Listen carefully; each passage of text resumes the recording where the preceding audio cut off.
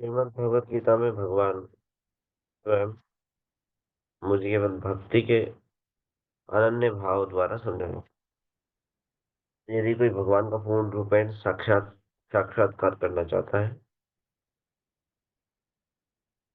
जिस रूप में स्वयं भगवान अर्जुन के समक्ष खड़े हैं, जो भगवान का मूल रूप है, स्वरूप है, सभी का स्रोत्र है, तो वह केवल एकमात्र उपाय है भगवान की भक्ति। अन्य कोई उपाय नहीं है। भगवान भगवद गीता में 11वें अध्याय के 54वें श्लोक में बताते हैं, भक्ता स्वनन्या सख्य अहम एवं विधो अर्जुन ज्ञातुं द्रष्टुं च तत्त्वेन प्रविष्टे प्रविष्टिं च परन्तप। देखिए, क्लियरली भगवान पूर्ण रूप में बता रहे हैं। भगवान बिल्कुल कोई डाउट, किसी को कोई शंका ना हो, भगवान स्पष्ट रूप से बता रहे हैं, ज्ञातुं द्रष्टुम च तत्त्वेन। तत्व रूप से भगवान को पूर्ण रूपेण जाना और देखना जो चाहता है, हम्म, तो क्या करना होगा उसका? भगवान कह रहे हैं, भक्ता भक्तया स्व अनन्या च, उसको मेरी अनन्य भक्ति में लगना पड़ेगा। अनन्य भक्ति क्या है? अनन्य भक्ति है भगवान की प्रेम भक्ति। हृदय में भगवान के लिए अनन्य भाव, ना अन्य कोई वस्तु, अन्य संसार की कोई चीज नहीं चाहिए, केवल अनन्य भाव। वही में अनन्या विषया रतिम उद्वताम तद्धा। तुलसी महाराज रानी कहती हैं, हे भगवान, मेरे हृदय में आपके प्रति अनन्य भक्ति होगी, जागृत हो जाए। जैसे गंगा में समुद्र के जरा अनायास अपने आप भागती है, इस प्रकार की रति भगवान जो है केवल भक्ति के द्वारा जाने जा सकते, अन्य कोई उपाय नहीं। के द्वारा, ध्यान के द्वारा नहीं जाना जा सकता।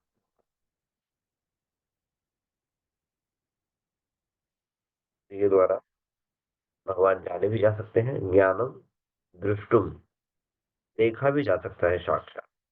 अब बताइए, भगवान है, इससे ज्यादा स्पष्ट क्या बताएंगे? मेरे को जानना चाहते हो और पूर्ण रूप से मुझे तत्व के साथ देखना चाहते हो, जिस मूल रूप में मैं हूँ, अर्जुन तुम्हारे समक्ष खड़ा हूं। तो ये शिक्षा है सभी के लिए। भक्त अन्य त्व अनन्य, अनन्य भक्ति में मेरी बन जाओ। और कलयुग के लिए ये अनन्य भक्ति कैसे जागृत होगी हृदय में, बहुत ही सरल तरीका पर प्रस्तुत किया गया है कलयुग में, सबसे आसान। केवल मुंह को चलाना है, जो कि कलयुग में सबको चलाना आता है। हर समय सब बोलने जाते हैं, इस बोलने की प्रवृत्ति को भगवान के नाम का उच्चारण, और फिर क्या होगा? कान में वो नाम जाएंगे। कान ऐसे बनाए भगवान ने, इसमें कोई प्रयास नहीं करना। मुंह चलाने के लिए फिर प्रयास करना है, लेकिन कान में जाने के लिए कोई प्रयास, सोता जाएगा ही जाएगा। हरे कृष्णा हरे कृष्णा कृष्ण कृष्ण हरे हरे, हरे राम राम राम। भगवान ने इसीलिए भक्ति में सबसे प्रधानता, सबसे प्रमुख कार्य होता है श्रवण करना। श्रवण करने में आलसी से आलसी जीव भी कोई प्रयास नहीं। मान लो कोई सबसे निकृष्ट हो, कोई प्रयास नहीं करना चाहता, तो वो भी कान में कोई प्रयास नहीं करना, बस जहां पर भगवान की कथा हो रही है,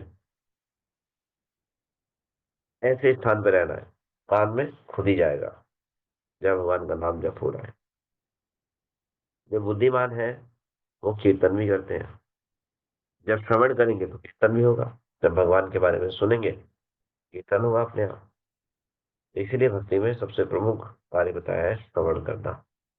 जो श्रवण करेगा वो कीर्तन भी कर सकता है। इसलिए ये प्रयास होना चाहिए, श्रवण कीर्तन। इससे हृदय में भगवान के प्रति अनन्य भाव उत्पन्न होगा, और यही अनन्य भाव जो है भगवान की प्रेम भक्ति जागृत करेगा। क्योंकि भगवान को और कोई अन्य चीजें, और कोई अन्य वस्तु पसंद नहीं कर सकती। भक्ति से भगवान प्रसन्न होकर सब स्वयं को भगवान उस भक्त के लिए नछावर कर देते हैं, देख देते हैं। तो ये प्रयास जो है बहुत ही गंभीरता से करना चाहिए, क्योंकि और कोई उपाय है भी नहीं। इस संसार में कितने जन्मों से पुनरपि जन्म पूर्णपि मरणम, इसी चक्र में घूमते आए हैं। जो बुद्धिमान मानस है, बुद्धिमान मनुष्य है, वो इससे विचार करता है और दोबारा इस प्रकार के चक्र में फंसना नहीं चाहता। और उससे बुद्धिमान है जो केवल एकमात्र श्री श्री राधा कृष्ण युगल किशोर को प्रसन्न करने के लिए प्रयास कर। हमारा हर एक प्रयास जो है उनको प्रसन्न करने के लिए होना चाहिए। ये नहीं सोचना चाहिए हम भी संसार से मुक्त हो जाएंगे। ये तो सब स्वतः ही है, ये तो साइड इफेक्ट है। हमारा प्रयास होना चाहिए भगवान के प्रसन्न करना। इस संसार से मुक्त होना भक्ति के द्वारा, ये तो बहुत ही साधारण सी बात है। कोई एक बार भगवान का नाम ले, वो व्यक्ति योग्य पात्र है, वो भगवान से मुक्त हो जाएगा। लेकिन सबसे जो अच्छा प्रयास है वो क्या माना जाएगा? इस शरीर में रहते हुए हृदय में कृष्ण प्रेम को जागृत करना। ये सर्वश्रेष्ठ बात है। और इसी की संस्कृति की जाती है। केवल संसार से भयभीत होकर उससे निकलना, ये अच्छी, ये उन व्यक्तियों से अच्छा है जो संसार में भोग विलास में लगे हुए हैं। लेकिन सर्वश्रेष्ठ है कि श्री राधा कृष्ण युगल किशोर को प्रसन्न करने के लिए प्रयास। डेली प्रतिदिन हमें प्रयास करना चाहिए कि अगर ठाकुर जी प्रसन्न होंगे तो किस बात से? ये मेरे नाम जब से प्रसन्न हो, तो मैं प्रसन्न करने का प्रयास, भगवान को प्रसन्न करने का प्रयास करता हूँ। जब जब करें तो ये याद रखना चाहिए मैं किस लिए जब कर रहा हूँ, भगवान की प्रसन्न। ये बात याद रहे तो उसके लिए सबसे आसान तरीका है, हमारे कभी के जीवों की भूलने की आदत है। तो जब जब जब के लिए बैठे तो बाकी सारे कार्यों को भूल करके ये अपने आप को याद दिलाना चाहिए कि ये मेरा व्यक्तिगत समय है, जो मुझे भगवान के साथ बिताने का समय मिला। जब का समय मतलब व्यक्तिगत समय, इंडिविजुअली भगवान समय दे रहे हैं। जो मैं जब कर रहा हूँ भगवान को पर्सनली सुन रहे हैं, ऐसा भाव हृदय में उत्पन्न हो, बना रहे।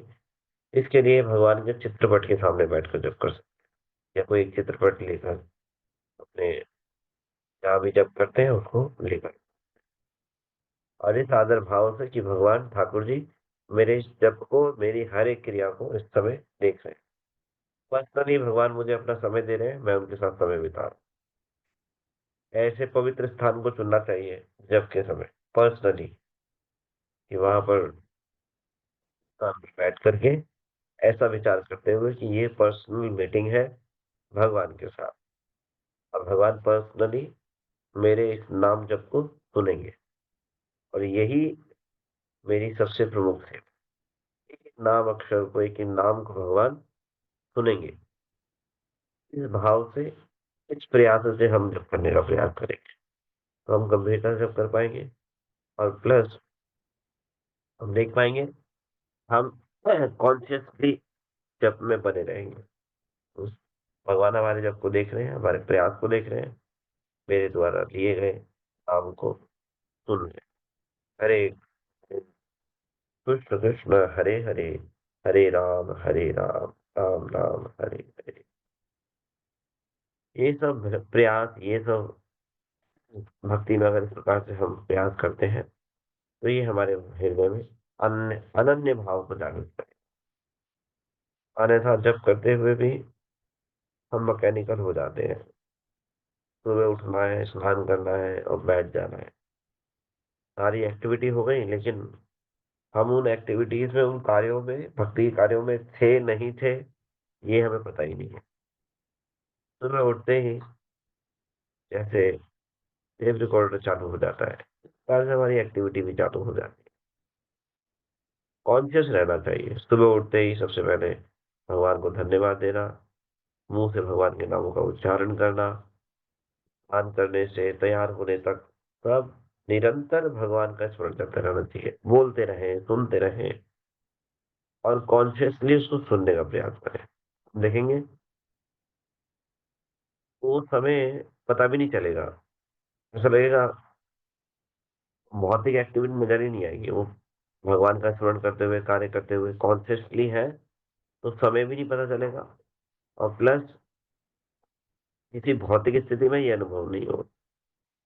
तो इसी प्रकार से उसको कंटिन्यू करते हुए इस चेतना को भगवान के नाम जप में करते समय, तिलक लगाते समय, जाप जप करते समय, हर एक्टिविटीज में चेतन होकर, कॉन्शियस होकर, इस प्रकार से जप करने का प्रयास। हरे कृष्णा कृष्ण कृष्ण हरे हरे, हरे राम हरे राम, तो जगत गुरु जी को